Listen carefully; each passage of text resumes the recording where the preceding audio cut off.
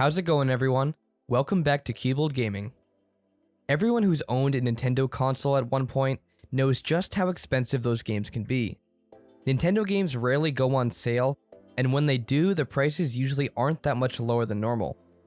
Fortunately, the Nintendo Switch has a decent selection of free games to choose from. Many of them are ports from other consoles, so the graphics are majorly reduced. Even then, if the Switch is your main console, you probably won't have a problem with how the games look. Before everyone starts asking why Fortnite isn't on the list, we purposely left it out since everyone already knows about it. I also wanted to mention that we recorded all the gameplay using a USB cam link device, and because of that we had extremely high latency when playing. The delay made every game we played extremely clunky, but I promised that they weren't like that when playing normally. With that out of the way, let's jump into the video.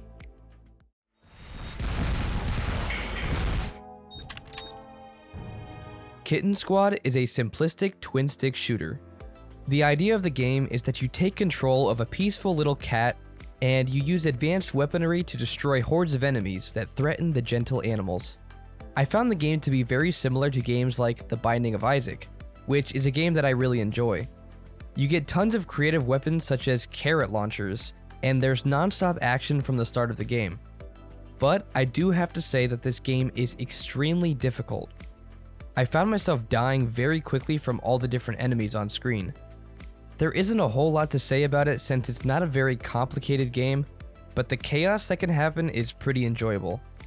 If you're into games that can be more challenging, then you'll probably enjoy Kitten Squad. Might be something good this way. Might be something good this. Apex Legends is one of the most famous battle royales out there right now, and it was put on the Nintendo Switch pretty recently from when we published this video. I do have to say that the resolution and textures are very bad, but that is understandable for a pretty big game to be on such a small console like that. There are also a lot of people who play Apex Legends on console, but we are used to a keyboard and mouse, so it was a little difficult playing this game on a controller. After everything though, having Apex Legends on a small console where you could play it pretty much anywhere, we would say that this is definitely something cool to have. Let's say if you're going on a trip and you don't have your PC with you, you can always take it out and play it. It is pretty neat to see what developers and game companies can put on such a small handheld device. Apex is a great game to have on the Nintendo Switch. Island Saver is a game that I actually had talked about in a previous free adventure game video, and I was happy to see that the game was not only free on Steam, but also on Switch. I'll be completely honest. Me personally, I'm not really sure I can see myself playing this game all the time, or even really just in general, but don't let that turn you away from it. There is definitely something here for you if you like these type of games. The game is a low-key adventure game where your main goal is to save an island full of animals by cleaning up trash, and I'm pretty sure the black goop stuff is oil. It's a really slow-paced and relaxed game, so in the right situation and setting, this game could be something you'd really enjoy. There's also bosses that you can encounter, as well as a whole variety of areas to explore. Surprisingly, this game is actually pretty large considering it's completely free. I won't go into all the details, but there is a lot more to the game than just the surface stuff you can see from the footage. There are mini quests, and for the completionists out there, there are 42 animals spread throughout the map that you can save, but they are optional. It's not anything groundbreaking, but if you're looking for something to sit back and relax playing, Island Saver is something you should really consider downloading for yourself.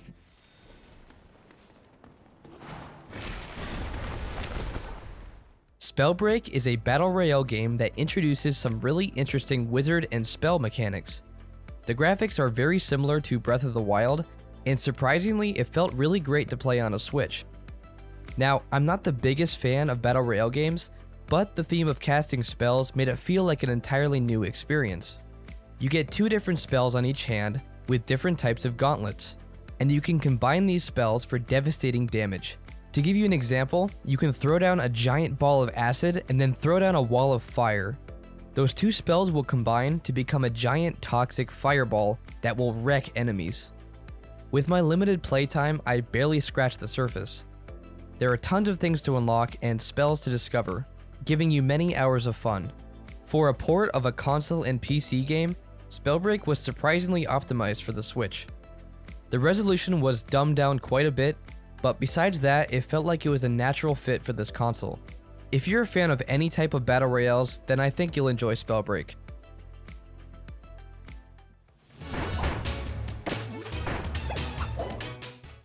Originally, we all mistook this game for another Kirby game that was really similar to something like Smash Bros, but once playing through this Super Kirby Clash, it still kind of takes inspiration from that kind of gameplay style too. The game has you playing as, well, Kirby, and your goal is to basically go through and beat the various bosses. That's pretty much the premise and purpose of the game, but you can also run around in the hub area and purchase items and different swords to help you before you launch into another fight. The variety of weapon types allows you to test out what playstyle you like best. You can use swords, large hammers, you can even be a mage or even a healer.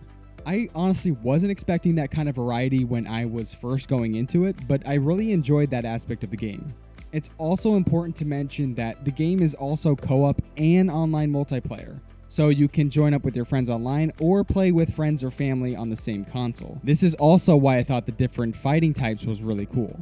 It's one of the most polished games on this list, but that's expected considering it is a Kirby title. And the game is described as a free to start game, so just keep that in mind that it's free until a certain period, and then it becomes paid.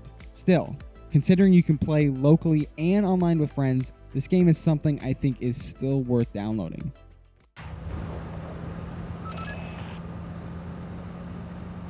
If you ever played World of Tanks Blitz, then we don't really need to describe it to you. There are probably many people who have actually never played World of Tanks before, so basically you get a tank and you go and shoot other tanks. There, that is pretty self-explanatory. It is team-based, and on each round you only get one life. Once you get destroyed, you have to join another game. There are hundreds of tanks to use, and each country has a line of tanks for you to follow. Each tank also has its own crews that you can put them in, and each crew does something different to help you in certain ways. I would say out of this entire list, we probably spent the most time in this game. It runs surprisingly well on the Switch and is definitely worth downloading to try at least a couple rounds.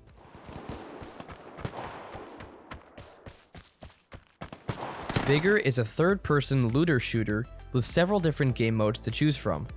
Once again, we had massive latency while recording, so the gameplay is going to look extra clunky on this one. I had never heard of this game before playing it on Switch, and honestly it's actually pretty fun. In the main game mode, you're dropped into a random part of the world with nothing, and you need to scavenge the map for supplies and weapons. You hunt other players, build shelters, and try to survive as long as you can. It's a somewhat different take on the usual battle royales, complete with battle passes and microtransactions. For a free game though, the gameplay feels much better than I expected. All the starting guns felt great, and while using the Switch Pro controller, it felt like an average console game. As far as the handheld mode goes, it's definitely not the best, but playing in docked mode is a good experience. The graphics look a little hazy on docked mode, but that's to be expected on the Switch. Overall, this is much better than most free games, and if you don't have any other shooters on Switch, then this is a great option for you.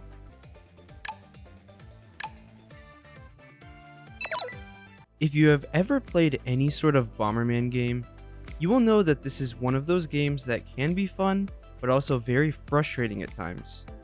If you don't know anything about Bomberman, you're usually 4 players, and they are put on all 4 ends of an arena. You then have to place down bombs and destroy the walls around the area, and your goal is to eliminate the other 3 players from the game and be the last one standing. Super Bomberman R Online is a different take on the formula, because it is multiple Bomberman levels in one. There are around 16 levels happening at the same time with 4 players in each. They then have to beat their opponents and then make their way into other people's arenas. The whole goal of the game is to be the last alive.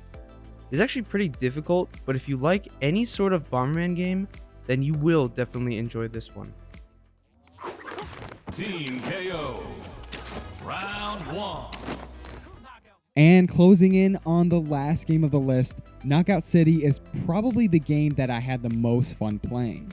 I probably had so much fun playing it because I'm a sucker for round-based PvP games, so keep that in mind. But regardless, I think it has a lot going for it to warrant a download. The game kind of reminds me a little of the Fortnite type model. Not that it's a battle royale, because, it isn't, but because of the animation style and the really refined movement and playstyle.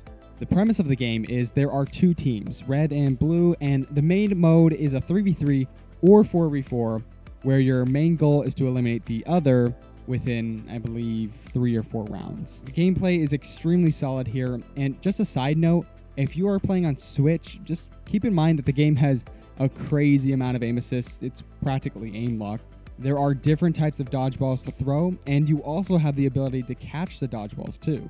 In all honesty, this game is insanely fun, and you can pick this up and play with friends, or even just hop on in an online match with randoms and still have a lot of fun playing it.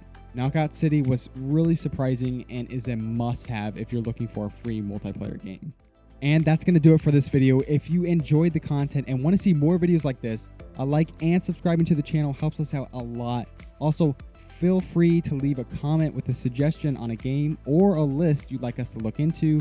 We usually try to respond and read the comments as much as possible. Also, be sure to check out our gaming podcast, Cuboldcast. We just started releasing video forums on our Cuboldcast YouTube channel, and we love getting new listeners to join the community. Thanks for watching, and we'll see you in the next video.